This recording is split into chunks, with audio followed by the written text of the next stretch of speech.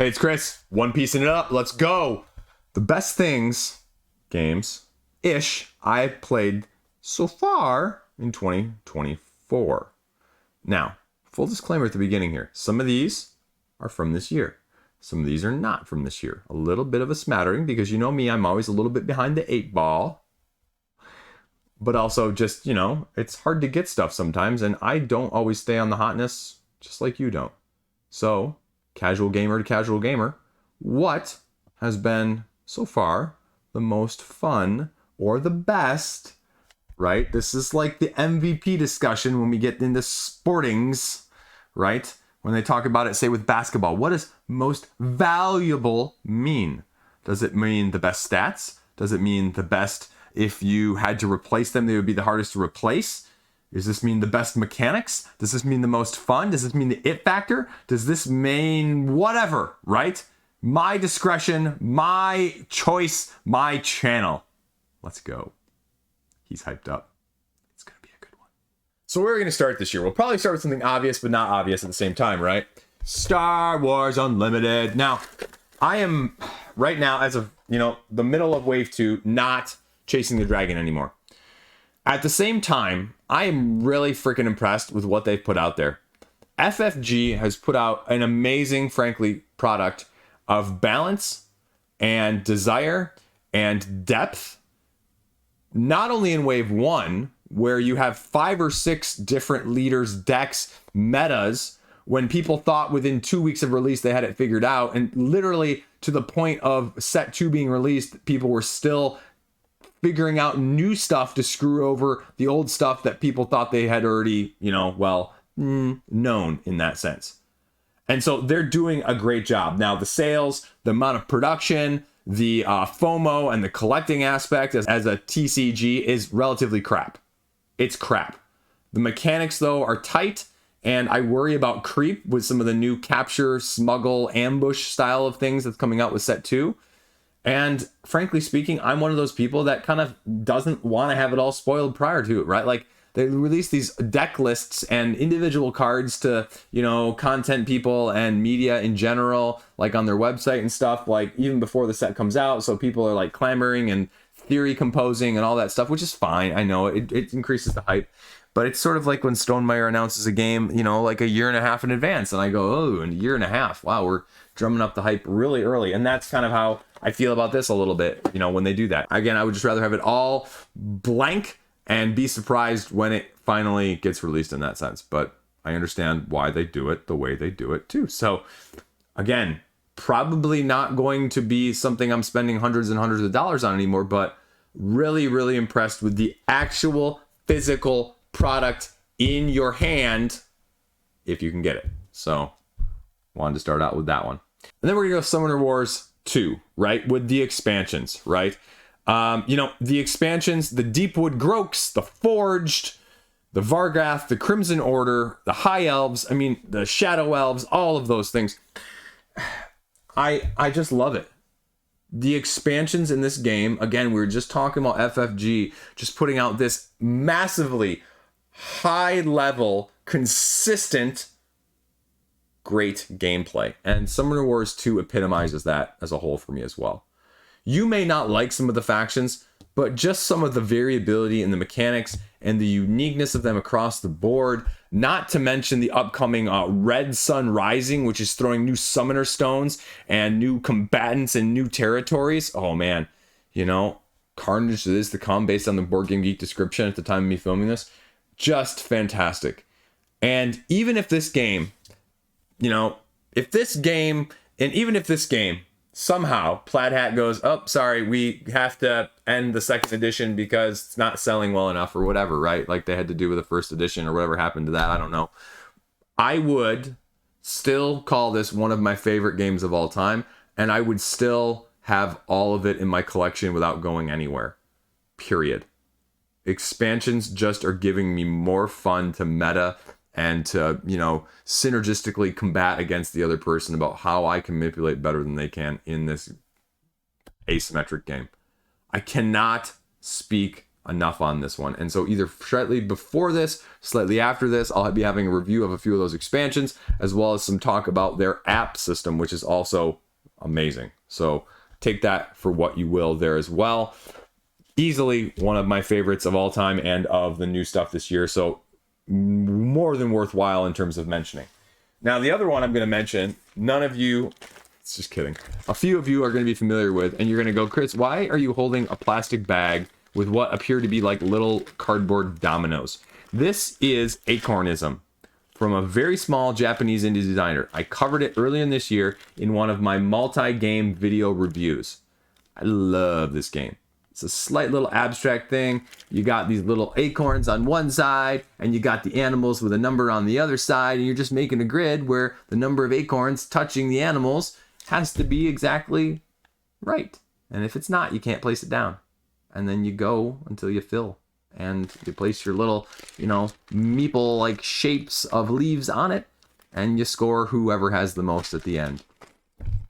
I don't think I'd play it with more than 2 people, but at 2 people, a fantastic little abstract. So happy I got a chance to play that one, because that is why I love talking about games. Speaking of that, I don't know where it is. It's over on the shelf, actually, right behind the camera. Right. Tricktakers. Tricktakers from Portland Gaming Collective, a Japanese port over to North America as a trick taking with asymmetric powers and asymmetric win conditions. Again, I reviewed this head-to-head. Head-to-head, I don't even know why. It wasn't really head-to-head. Just, again, a multi-game review video where that and Faraway, in the same realm of things together as lighter card games. Love it. Love it, love it, love it. Expansion coming out sometime, I don't know, in the next 2 years from them. They'll port that over to at some point. So, can't say enough good things about it. It's my go-to slightly higher up trick taker now from that aspect. Again, trick takers, you need 3, you need a good probably 4 to really get it. And it's going to take you a play or 2 to get people used to the powers and to know a little bit of the dynamic root style in terms of, hey, I need to stop that person from doing what they want to do style of things. But boy howdy, just fantastic. It's not going to change your mind. You're not a trick taking person. Who cares? You won't love it. You won't like it. It won't do anything for you. If you want something like that, go play the crew, right? If you really want to have just, the very fun time with that one as well, because that gets a lot of acclaim and I give that kudos. But for me, Trick Takers, definitely up there. Let's just stay with the light card games again, because this is in no particular order right now. No spoilers for the end of the year. Mindbug, the new Mindbug, right? Like I covered that. I got to play one of the preview copies because it's basically like a final copy too in this sense. And guess what? Guess what, folks? It's good. I just was reminded how much I like that style of things. Everything is overpowered, so nothing's overpowered. But there's dynamic of I actually just slightly outplayed you, and there's also a dynamic of complete and utter BS luck. And then you take that 5 minutes that it cost you to play, and you play it again. So we're just going to see more from them. I mean, again, the issue, the blessing curse of that is you can play with one standalone deck. And I'm not really sure how I feel about mixing them. I think you'd be fine. But again, maybe not get to have some of the synergy or some of the slight strategy that can go into it if you know a little bit of the cards that are there. But I mean, that's not one of those games where you go in and you meta or you play super competitive. You just go in and have fun for me, right? And you lose, because that's what I do. I lose. I think I lost like the last 3 games of that I played. And that shows you why things are on my list. Games I suck at should have been the actual title of this video. Suck at, but love. So that's up. I was just mentioning Faraway. I like Faraway. Some people don't like it. It's unintuitive. You're going to suck at it like I do. The backward scoring is going to piss people off, as you're laying them down tableau style left to right, and then you're scoring them from right to left. And it shouldn't work. And I bought those stupid meeples, and they're a complete and utter friggin' waste of money. But it's light enough. I like it enough that will it be on the top 10 list of the end of the year? Because all the cool people, that's what we do, is talk about top 10 lists. No, it may not. It may, depending on how the second half of the year goes. Just before filming this, I was filming the second half. Big ones I was either anticipating could be make it's or break it's. And a fair number on that list could easily surpass a fair number on this list. But that's why Faraway's here, because right now it's still good enough in that sense. So is it going to be for you? Probably not. But it's going to be well enough that there's a fair number of these light style games that are going to end up on my list, I think, as well as a lot of other people's by the end of the year. Mark my words. Then let's talk about a different expansion again. Let's go back to the expansion style with the Summoner Wars, but let's go back to Veiled Fate. You know, I like Veiled Fate, but I was never like a huge fan of Veiled Fate, right? And the expansions just make it a really, really freaking good game. Again, I'm not sure how much easier it's going to be to get to the table, right? Because you really need 4 to 6 people dynamically that know what they're doing. So again, it's going to be a little bit harder overall, but it's one of those 4 to 6, 5 to 6 even, non-trivia, non-party game style of things that you can play at those player counts without being too overwhelmingly rules lawyery at the same time. And if that doesn't appeal to you, I mean, it's giving you some more asymmetry. It's giving you some more win conditions. You know, 2 of those 3 or 2 of those 4 were definitely head and shoulders above for me in terms of the added depth and the AI and that style of things, of just creating more of a potentially dynamic, tension-filled experience on the table. One of them I was a little less, with the complete asymmetry of all of the character stuff, but minor minutia, right? And so it makes a good game very good. It makes a good game very good. And that's not always the case with expansions, because usually expansions hype on the stuff that you're already hyped about, not dramatically change things, as I always say. So for this to do that, that's notable. It's worth discussion. Speaking of things, though, that sequel-wise, expansion-wise, are making things that much better, you know, the Dodos Riding Dinos sequel, right? Shouldn't be, again, this good. Shouldn't like it as much as I do. It is a family favorite. My oldest is requesting it. My 10-year-old, not my 8-year-old, not my 3-year-old. We all just played the first race, though, last night. So that's good, too. That's a whole different thing, though. But this one, introducing idols. Basically, playing certain cards that give you basically these passive abilities, which completely, you know, just speaking of Mindbug a second ago, that are all overpowered. And getting multiple of them just to screw with things. You know, it was an interesting experience because the first race, which is like the kiddie version, incorporates a different mechanic, if you're familiar with Dodos Running Dinos, where everyone plays a card down simultaneously. And then if more than, say, potentially, depending on player count, one person plays a red card, then the red cards cancel each other out. In this first race, kids version, that doesn't cancel each other out. It's just, you just have to be able to meet certain conditions. Like, you have to be able to discard 4 cards in order to get the special power in the red cards, if you will, which again creates a new dynamic. But I really like the idols.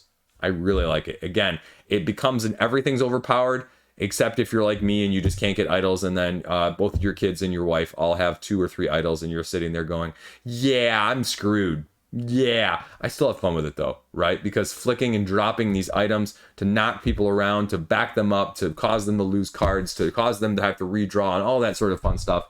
It has, again, the it factor that is just a heck of a lot of fun. So easily on the list from that side of things. Then we're going to go back over here and we're going to say Bebop from Bitewing. You know, again, I was thinking about Iliad and Ecor, but really, mechanically speaking, this is probably one of the most sound games overall in terms of the tile placement, Knizia-esque vibe that you get with the dynamic of surrounding areas, but then also having to color match and then also having to pattern match. And so doing all 3 of those things simultaneously while also dealing with the largest groups of each color and then having the majority in each of those, scoring is going to be obtuse and too obtuse for some people to do. But mechanically speaking, of the basically, you know, choose one, play one style of games and the tile laying aspects, reminiscent of all the other ones that I just mentioned and the Knizia line, that is what it's going to give you heavy vibes of, with a completely different, well, vibe, boom, boom, different rhythm. Ooh, he went there with the jazz themed game, right? Bad dad puns all over the place. So I think people are really going to be surprised and really like that. Then staying with the Bitewing side of things, Cascadero. I said this last year, Cascadero is going to be one of my better games of the year. Cascadero holds up. Cascadero holds up. I'm a little mixed on Cascadito. Cascadero, though, it's a keeper. You know, again, speaking of the Knizias, speaking of the slightly different, you know, tracks and stylings of how you're grouping things around, and first is the worst, second is the best, sort of school children rhyme that goes along with the thematic incorporation of this game, it works. I'm happy with it. I'm very happy with it. I still like it probably better than all the other Knizias I've played this year that were newer in terms of Through the Desert with that remake, as well as Rebirth, the one that came out from Mighty Boards. I still think Cascadero, hands down, is better than either one of those without any question from my standpoint, or, again, having owned basically now all of them in some way, shape, or form. So that is another one on the list there as well. Then we're going back to one of the other crowdfunding games I played earlier in the year. I want to see what they can do. I'm going to put this one as a little asterisk qualifier on it. One Hit Heroes. The dynamic of a deck builder with you get hit once and everybody loses style of things with bosses that are asymmetric and dynamic in their nature and how you're interacting with them. It's doing something clever. It's clever fun. Clever fun is one of those combinations that is just so delightful. And I worry that, again, as a replayability issue, right? You play through the scenario and it's kind of like, okay. And then you get these little unlocks, which, it's cute. It's got a little packs, but then it just goes in your general area that you can mix and match that way. But I don't feel like the overall experience, once you play these bosses once or twice, I would be concerned about playing them more than that. So that's why I say, if they can do something clever in the future to expound on that, as we're talking about other expansions that can make it or break it in that sense, the core is there. The foundation is set for this game. And if they can, you're looking at something in the Aeon's End realm of things that could really be flying off the shelves and really popular with people once people get their hands on it in the first place and can see how much they like and how cool those dynamics are. So I'm really impressed by that one as well at this point. That's it. That's what we got going on. That is my top of the year so far. I'm sure I forgot stuff. I'm sure there's stuff that will be on this list later. And there were plenty of these games as well that I've already played in July that would have made this list if I included them. But again, first half of the year, right? Gotta draw the line somewhere. No cheating in this video. So there you go. Thanks for watching. Stay classy. Have a great freaking day. What was on your list so far? Where do you see that list ending up by the end of the year? What would you expect to be on it? What are you hoping that'll be on it? And what maybe you thought would have been on it, but also clearly didn't? There you go. That's mine so far. Compare notes in the comment section down below. Peace out. Have a great freaking fantastic day. Stay classy.